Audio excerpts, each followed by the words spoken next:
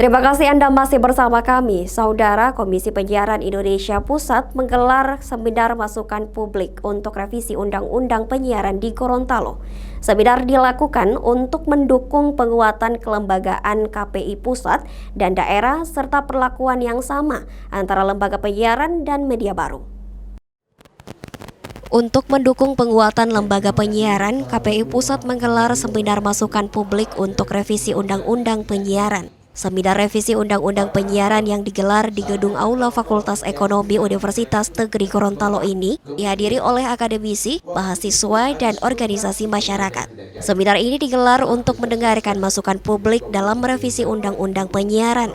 Wakil Ketua KPI Pusat mengakui jika saat ini lembaganya masih terbatas dalam mengawasi penyiaran di Indonesia. KPI berharap dalam revisi penyiaran undang-undang bisa memperkuat lembaga KPI Pusat dan daerah, serta memperluas pengawasan penyiaran di tengah perkembangan teknologi di Indonesia. Perlu ada terminologi baru terkait penyiaran, melihat dari teknologinya.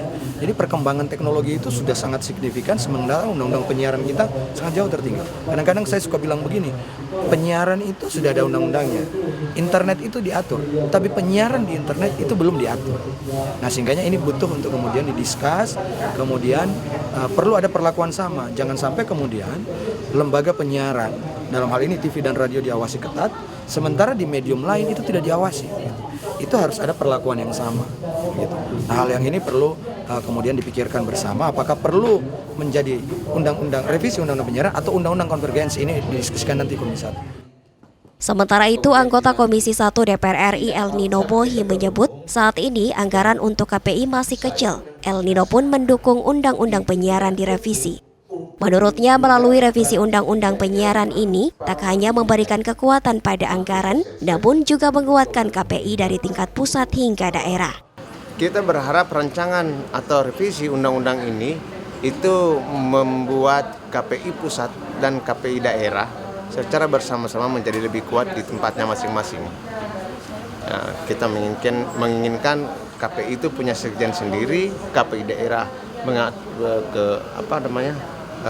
mengacu kepada KPI pusat secara struktural, sehingga anggaran untuk KPI daerah tidak membebankan lagi daerah, dia pusat saja, APBN.